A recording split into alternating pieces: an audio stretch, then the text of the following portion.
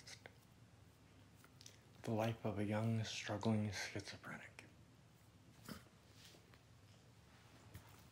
So everybody keeps talking about getting arrested. Well, in Seattle,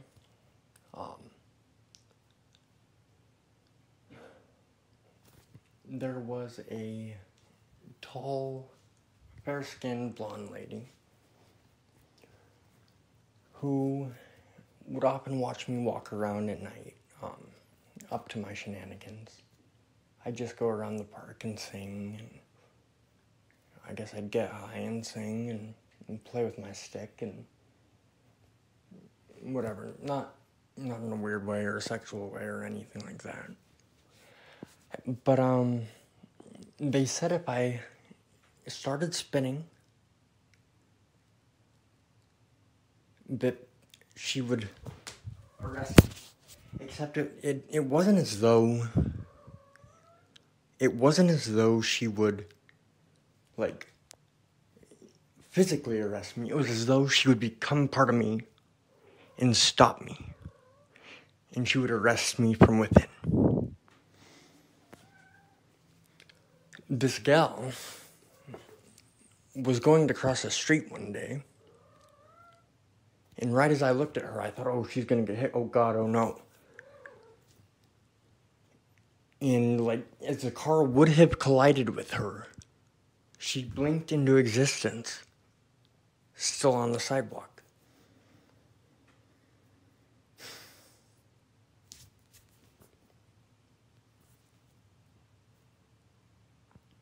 I did get arrested in Seattle. One night I was staying at the Salvation Army at Harborview Hall. And I had my walking stick. And I was angry. So with my stick I drew a line to separate myself from the person working his vehicle and anybody who might be on the sidewalk. And I went out there and I sat still. And I called upon all powers of heaven and hell and any spirits listening. I know now not to do that. But when it happened, I ended up like puking. And I thought I was going to shit my pants.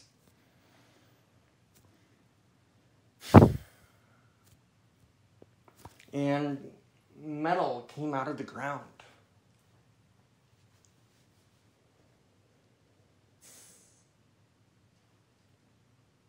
And I would just sit still. And things would move around me. And the cops showed up because she said I went in there and assaulted her. And that I was brandishing my stick. Bullshit, bitch. Corinne, you're full of shit. You said no matter what, you would still advocate for me, though. To whom? When I was in the cop car, I don't know what become of me. But I spoke words that I felt had importance. I said, I seek immediate shelter, or I seek emergency shelter. And I meant for, like, my mind to seek residence in her body. And she looked at me and said, fuck no, or something along those lines.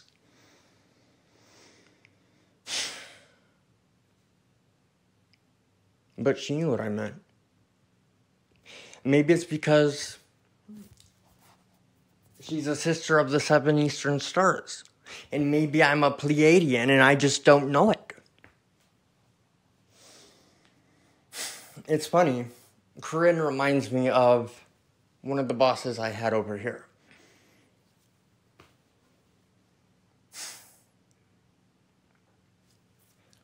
But it's funny that many people over here on this side of the state are like exact copies of the people over there. The worker at La Quinta in Auburn is quite similar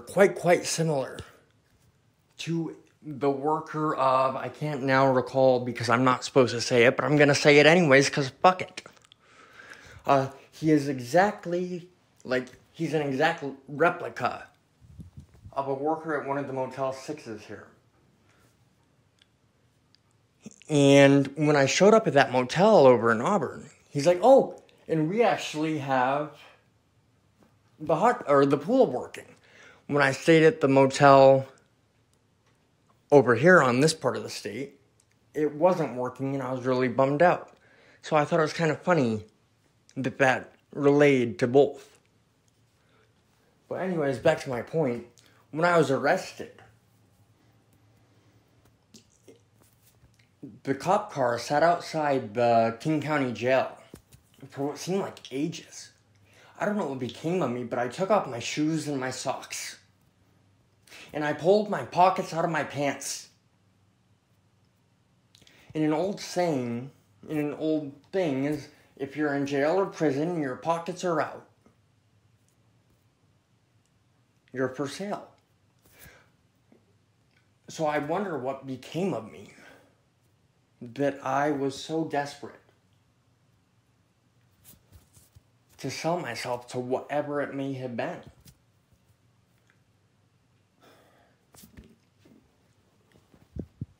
And the funny thing was, I wasn't scared. The longer I was there, the more full of energy I was. It wasn't like the holy energy of the Tree of Life. No.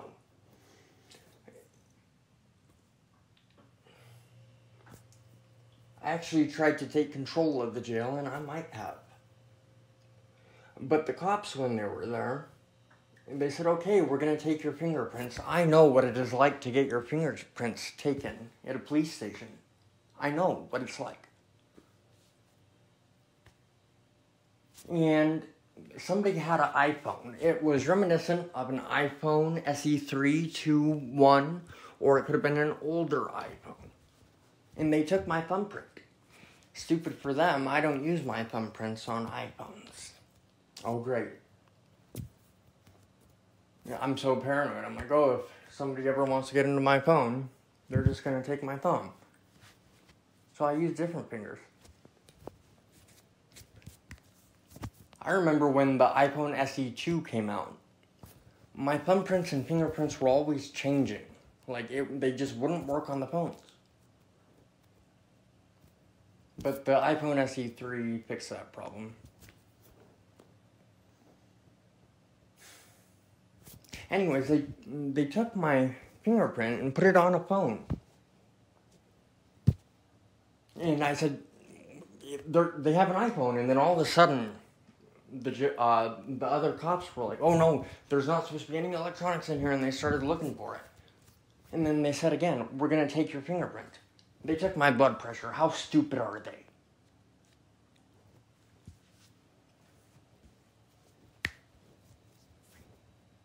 Then they put me in a jail cell.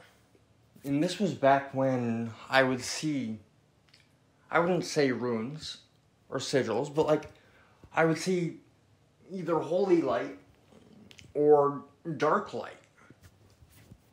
Maybe that's improper. I would see light or dark light making patterns. And on the ground of my cell, it appeared, at first I just thought it was a circle, but then it seemed to be the emblem of the police department, or some justice department. And coming from one side, where the bench was like demonic voices.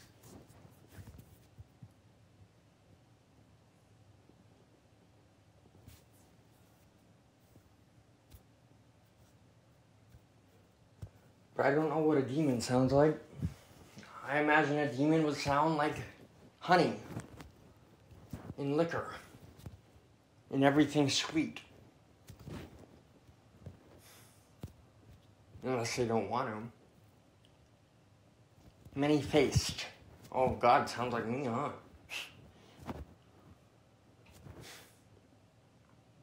But one thing I specifically recall, one of the guards sitting there said, she said, like it was, they weren't really making any noise or anything like that. And then all of a sudden, clearly, she rang out, "Evil both wins."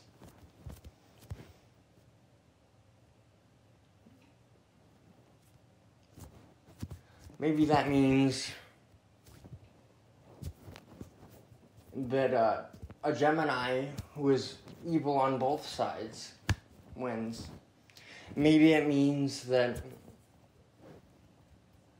I really don't know.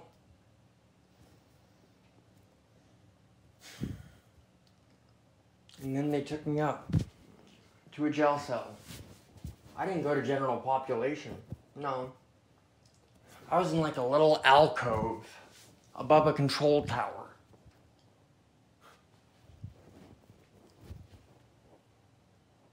They'd let one of the guys out and he'd always sweep and whatever.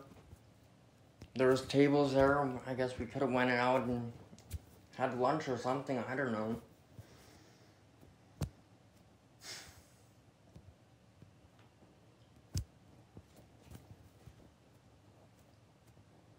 I figured it was because suicide watch, or maybe I was crazy and stupid, or maybe, I don't know. Maybe I was PC'd because I was so pretty. Or maybe it's because the Washington troopers, when they went to take me to jail here in Spokane, they deemed me mentally unfit to go to a jail. Or maybe it was just that one time. But that was an interesting time. They put me in the car. And being a smartass, I said, "No hablo inglés." And we continued to have a conversation. Well, I asked them about it. And they said, "Oh, we quit talking after you said no hablo inglés." And these cops, they were like the man who appeared at Spokane Falls Community College. One night, I walked up there, and the door opened up, so I walked into the college. And I went in and I sat down. And I turned the TV on, and then, like, it turned on, but it didn't. And my mind just went blank, and I sat there.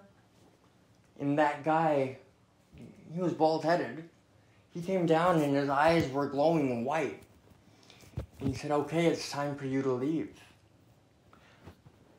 That night as I left the college, the voices started going crazy, saying, "Oh no, the schizophrenic stole our magic. The schizophrenic learned our magic." The world went crazy that night, it truly did. I kept walking on the street because I felt like walking on the street was the thing to do. I had many cops and many fire trucks say, "Get off the street or else you're going to get hit."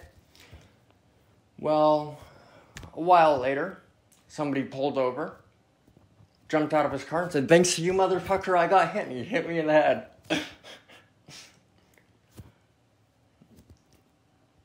So I did get hit, just not by a vehicle.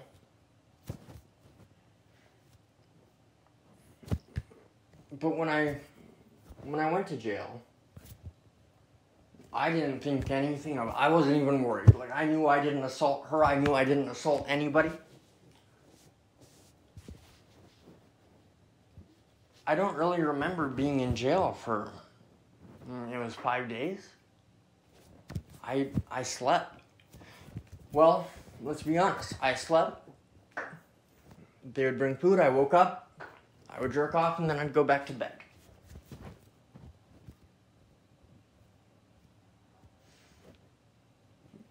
I think I jerked off like 3 times, so they probably only fed me 3 times. I don't remember eating. I don't remember using the bathroom, anything like that.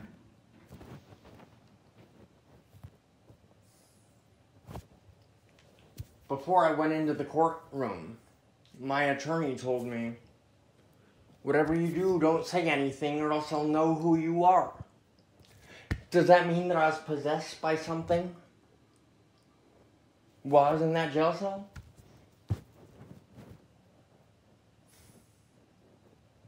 Or was it like when Conrad would say, oh, don't let Corinne see you in your true form? Because if I would go to Capitol Hill, there would be a me running around on First Hill and downtown. People saw me everywhere. They always said I made deals with them and agreements with them.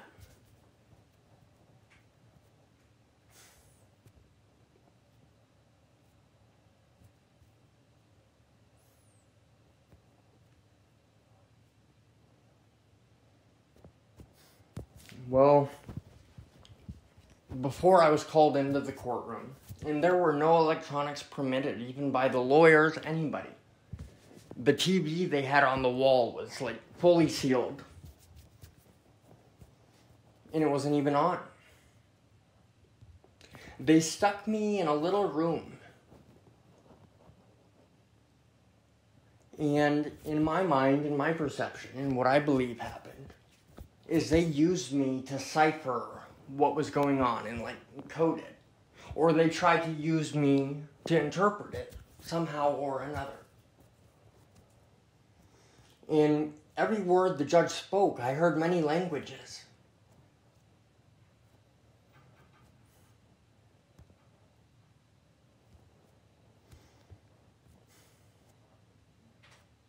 It wasn't like the times I've dreamed of where a person speaks and the whole truth comes out whether they want it or not. No. It was like, it was messy. Trying to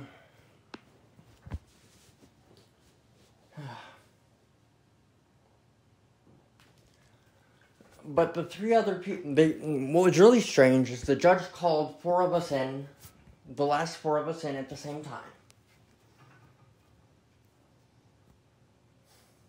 And every time I've gone to court, I've been in court like for many years. Drug court, mental health court, court, whatever you want to call it. I've been in the courthouse and I've been legally involved. And they always want you to at least say your name. Say, yes, I am who I am, and they want you to speak it. Well, they just, none of that. They put us, the four of us there, and they said, your charges, they dropped our charges without prejudice. And like the other three didn't seem to know what that meant. They didn't really, I don't know. They weren't sure. But then I spoke and I said, oh, they dropped it without prejudice. Nice. And they got all excited and they're like, oh, okay. And they seemed to understand. I guess I didn't listen very well. I figured once my charges were dropped, I could speak in the courtroom. The police kept my staff, though, because according to Corinne, it was a banned weapon in all the galaxies. And it was a banned weapon in all the worlds and universes, or whatever she said. But I fought hard for it, according to the cops. I just emailed them a couple times and said I wanted it back.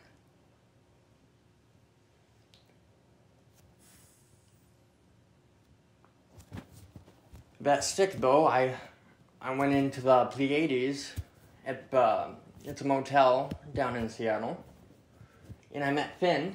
He's the dog, and Finn bit my shamanic staff, but he left the other one alone. And something strange happened whenever I went somewhere with that staff. People thought that they could no longer leave where they were. Well, at that motel, the Pleiades, a guy came down, one of the guests, came down to book his room, because apparently he had to continue to book his room. And he said, kid, you're so stupid, you don't even know what you're doing. And I called him out on, why would you say that? What do you mean? And the gal was all happy. She's like, oh, you're fine, honey. Just do what you do. But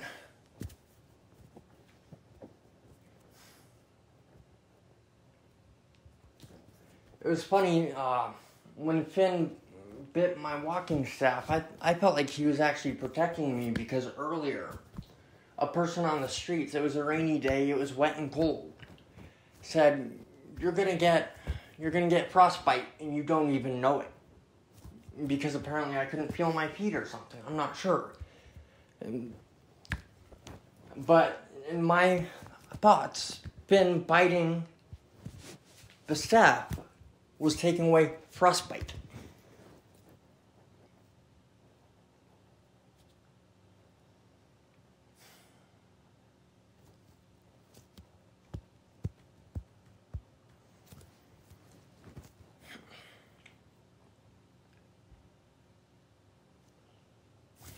When I left the jail, or after court, there was a cop that I saw.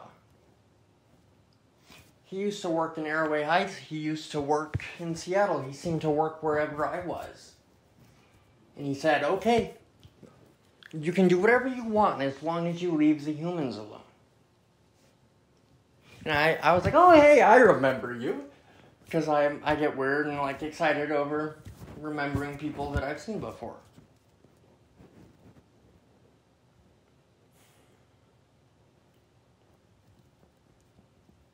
And he said, yeah, and I remember every time I've met you. And he said, whatever you do, just stay off the streets. Which didn't make sense. I was homeless. Where was I supposed to go? Stay off the streets. Maybe it was a foreboding not to go smoke on the sidewalk, where a spirit would come and say, oh, there's no law on the sidewalk. And then take me home and kill me, or try to kill me. Didn't work though.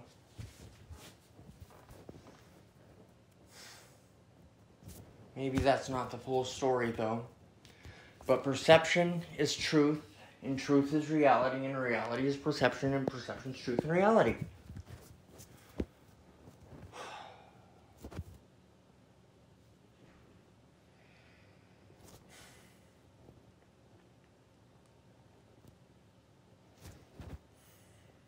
A part of me wishes that I had the balls to get into contact with the Seattle Police Department and press charges against that motherfucker.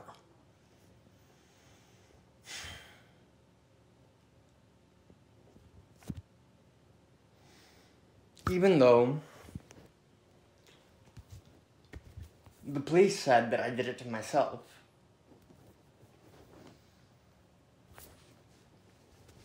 But I wonder if you asked the AMR technician who pushed the spikes back into my back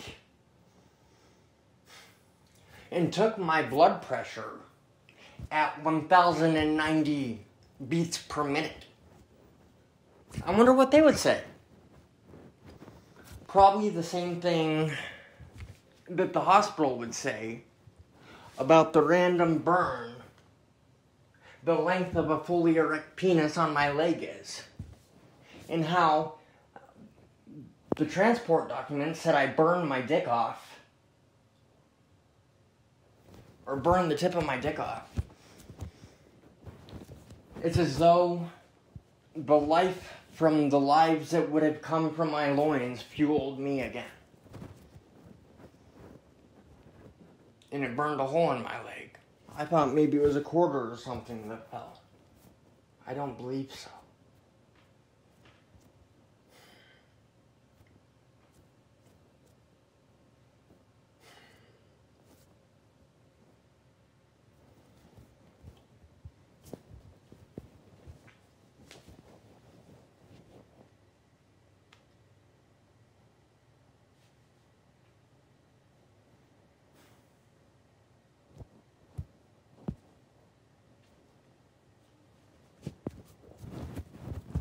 One day, riding down the elevator at my old apartment, 2 cops were there.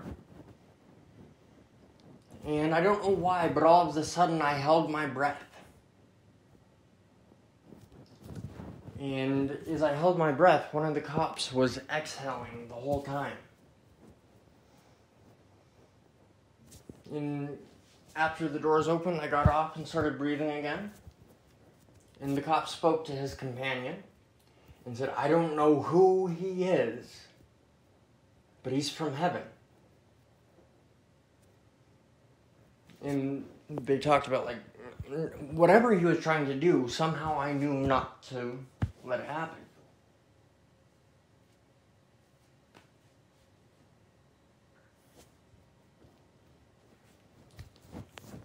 I tell my dad these things, and he says, oh, they're just trying to fuck with your head.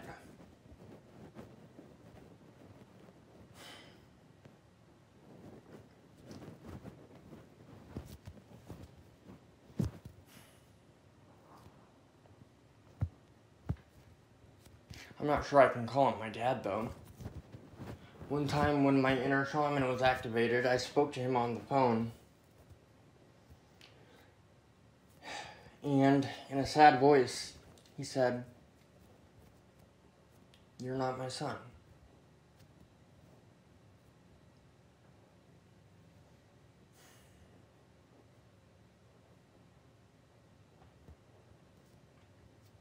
But maybe I'm just crazy, though, because that same persona that overcame me said that they were trying to help me when I was speaking to my mother on the phone. And I was laying towards the TV. And apparently I was blessing it through the TV somehow. And then I turned my back and I cursed it somehow. But that's something that I'm not sure what kind of people they are. But apparently if they turn around and have their ass pointed at you for long enough, they're cursing you.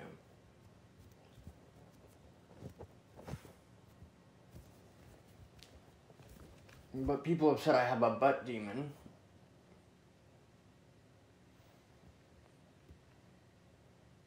It used to be where in Seattle I had a cot. And when I had to take a shit, I'd close my bathroom door and take a shit, and my cot would like freak out and move and like. At first I thought I was just going crazy. And then I got a dog, and I just figured the dog was jumping on it. Maybe that butt demon or whatever was stuck in the cot. Which could make sense. My current sofa that I sleep on is popping, like it's coming apart from the inside. Not quite like the dream I had, where something busted open my window. Said, yes, the cameras are in. And then the demons came and attacked me, and I took a hammer, and I slew them.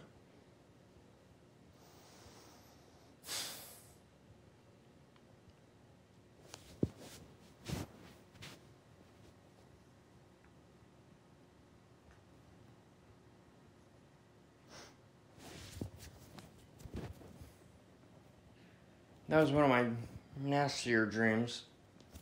I'd say the nastiest dream I've had was more than a dream. There was a lady I met on the bus on my way home from buying a computer at the pawn shop. She asked me what apartment I lived in, and I told her. Well, one night I had night terrors come over me, and I tried to leave my bed over and over, and I couldn't. But then finally I did. And my knee was all fucked up, my eyeball fell out, and I felt like I just had to leave my apartment. Well, as soon as I opened my door, this lady, there was her and like an exact replica of her. They took their right hand and reached it into my chest.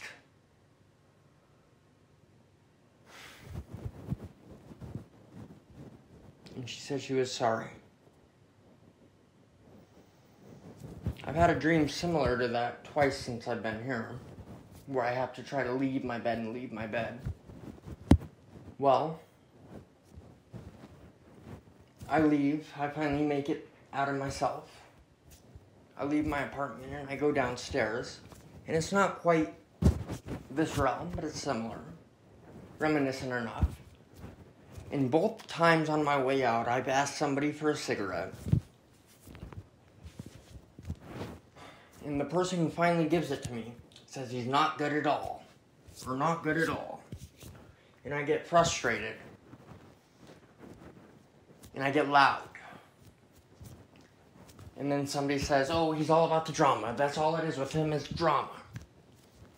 And then I go outside, I smoke my cigarette, and I don't remember the rest.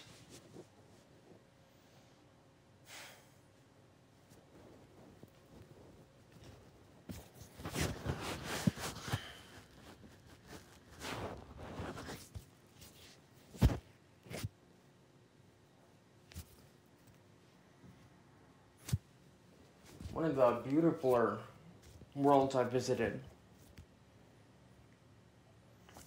Everybody's kind of like in trance mode or ritual mode, but they like to sing. And it's not a cadence or like a tonal series or harmony series that you hear on this earth. But I would always try to sing it, and it wouldn't come out as good as theirs. So one of the younger folks, my age, finally said, can't you ever just shut up and listen to your music?